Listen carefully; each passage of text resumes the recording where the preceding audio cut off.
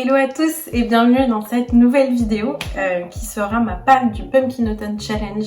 Je suis super excitée de faire cette palle. Depuis que j'ai ouvert la chaîne, je n'attends qu'une chose, c'est faire ce Pumpkin Autumn Challenge, donc je suis motivée. Donc pour ceux qui ne connaissent pas le Pumpkin Autumn Challenge, c'est un challenge littéraire organisé par Guy Moz. Je mettrai sa chaîne en description ainsi que sa vidéo explicative du Pumpkin Autumn Challenge qu'elle expliquera beaucoup mieux que moi.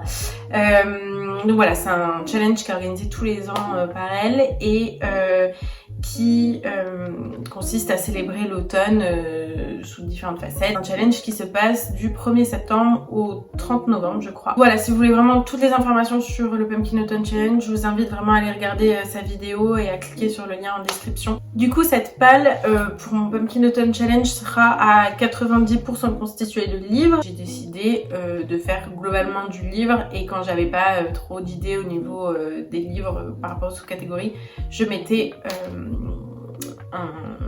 un film ou une série Netflix.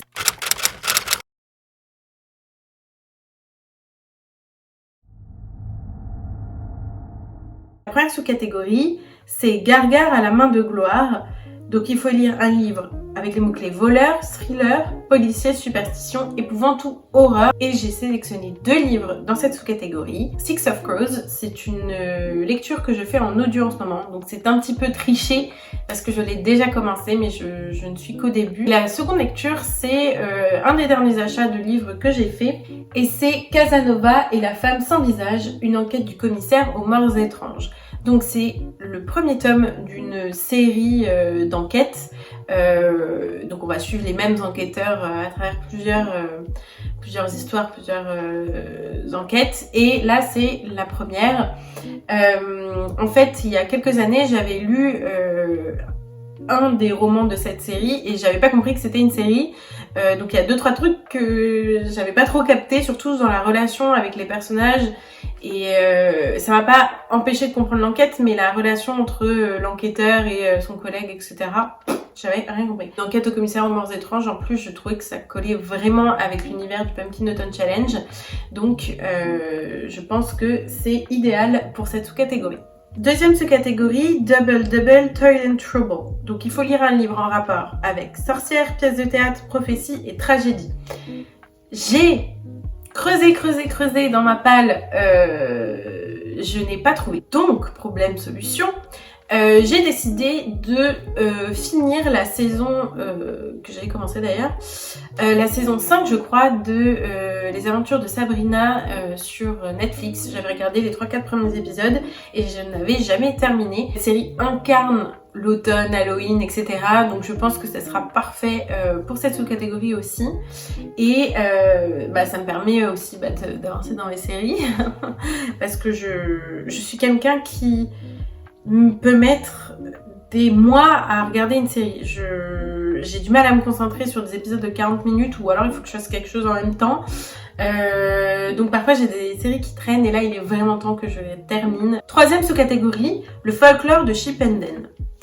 Créatures surnaturelles, fantastiques, obscures et fantasy. Pour cette sous-catégorie, j'ai choisi 2 livres.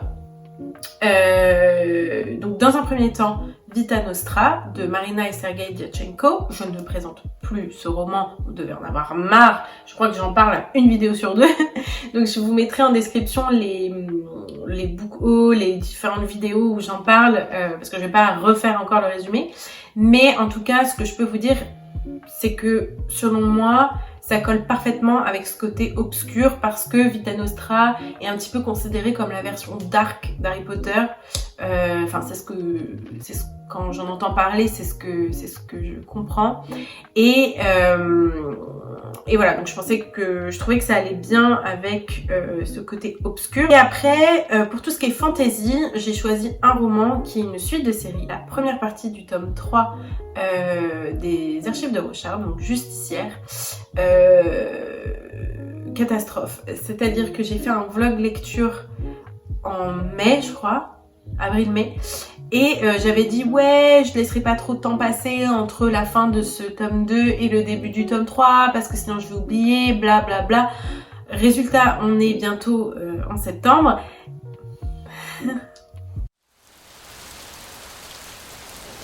Alors, première sous-catégorie, It's a bunch of hocus pocus. Donc là, les mots-clés sont Halloween, Samhain, je ne sais pas ce que c'est, et l'automne.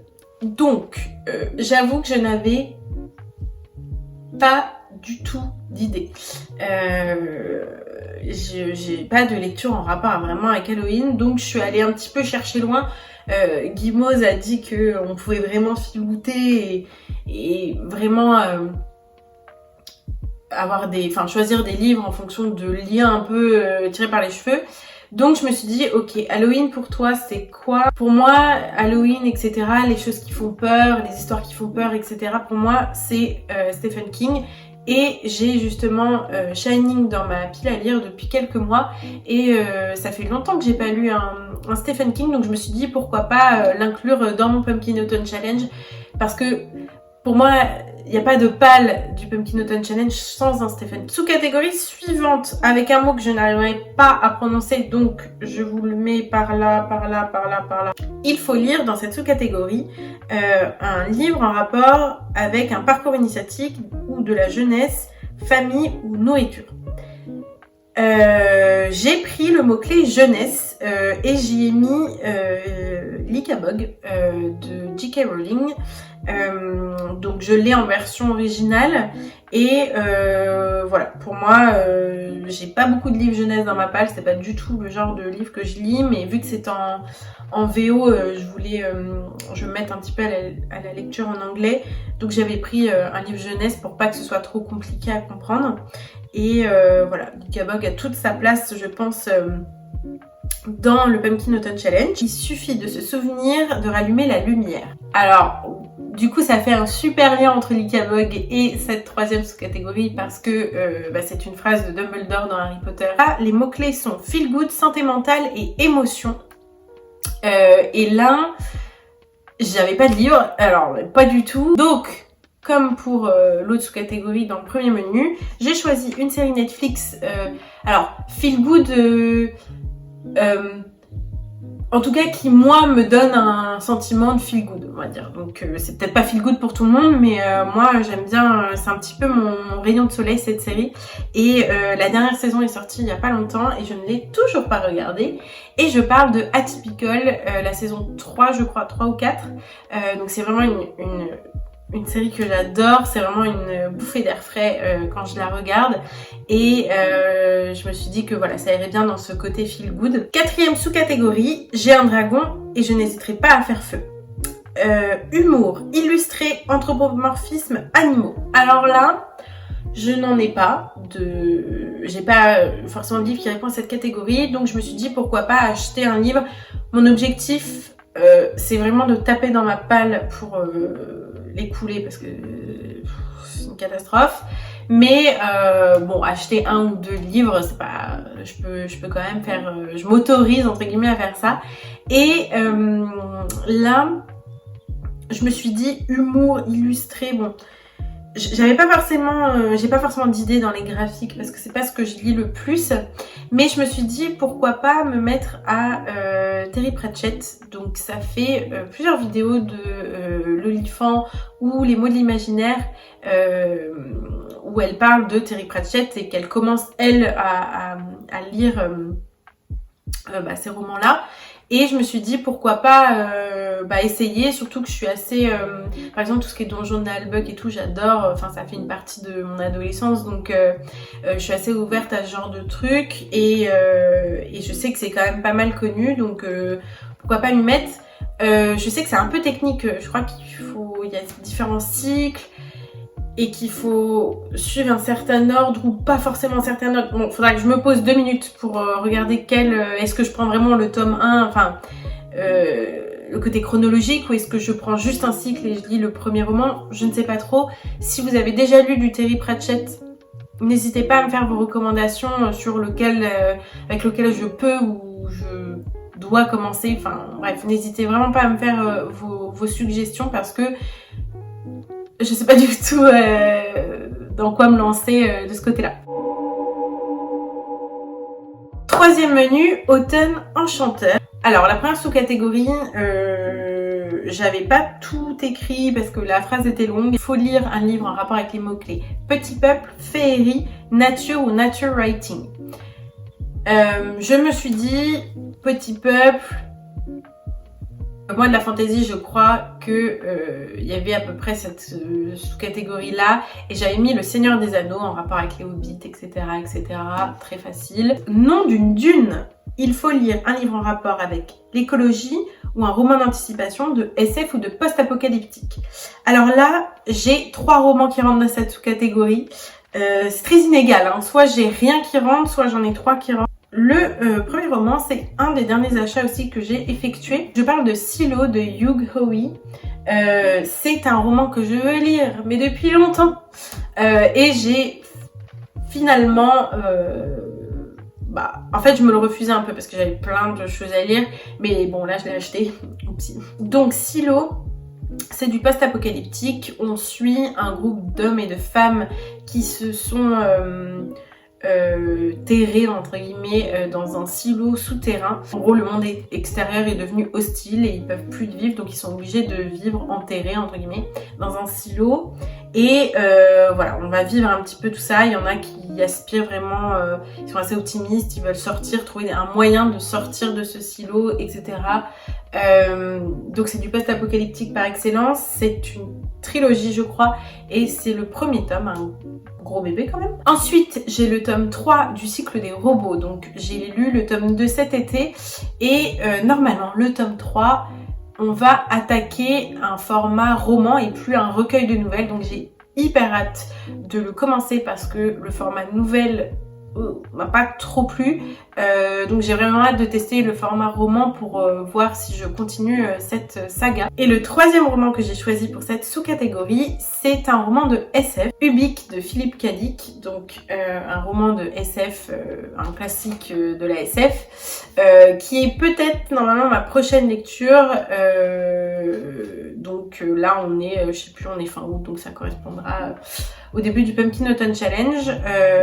Donc voilà, classique de la SF, parfait pour cette sous-catégorie. Troisième sous-catégorie, princesse.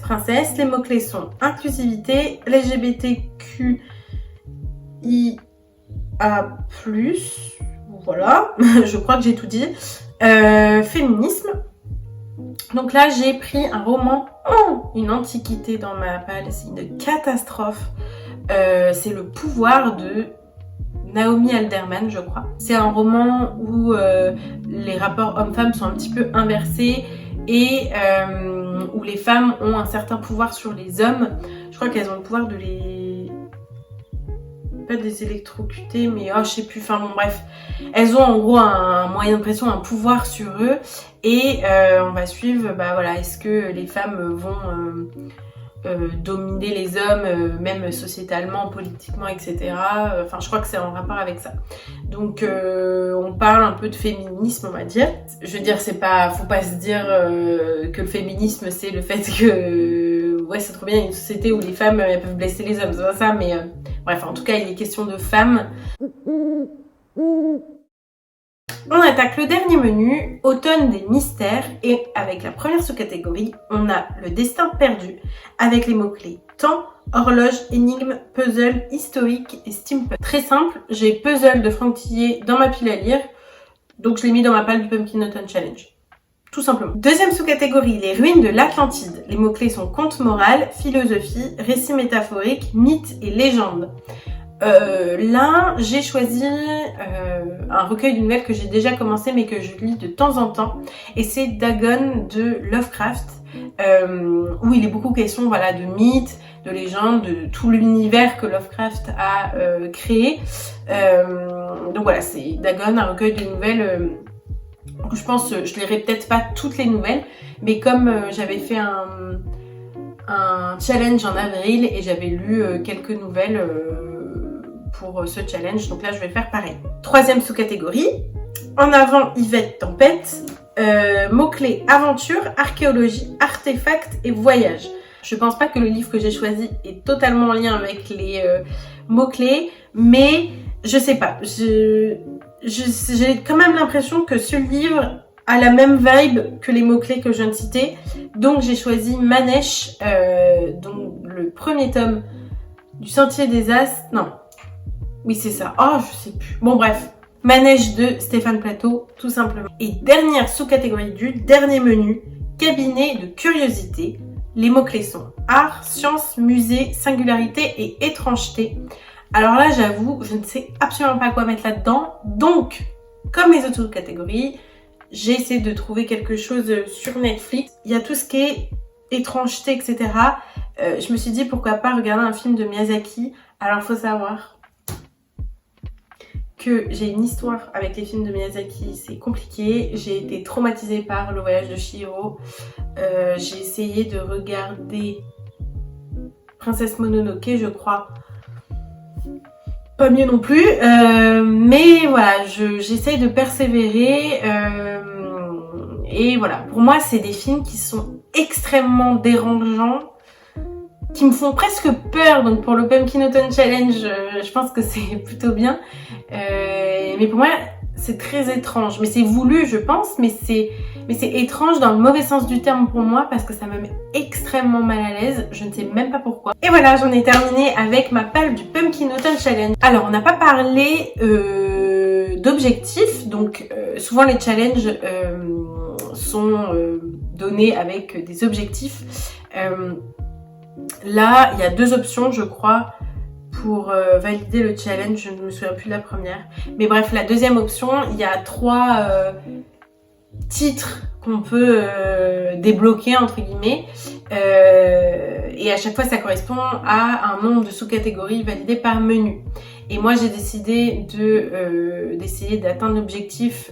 Ça s'appelle avoir les crocs. Valider 2 sous-catégories par menu. Donc, ce qui revient à lire globalement 8 livres en 3 mois. Ça va être challengeant pour moi parce que je lis, oh mon dieu, très très lentement. En attendant, dites-moi si vous participez à ce Pumpkin Autumn Challenge et si oui, quel est soit votre objectif ou votre pal, etc. Enfin, racontez-moi tout ça. Si vous avez aimé cette vidéo, n'hésitez pas à liker ou à la partager. Et moi, en attendant, je vous souhaite de faire vos meilleures lectures.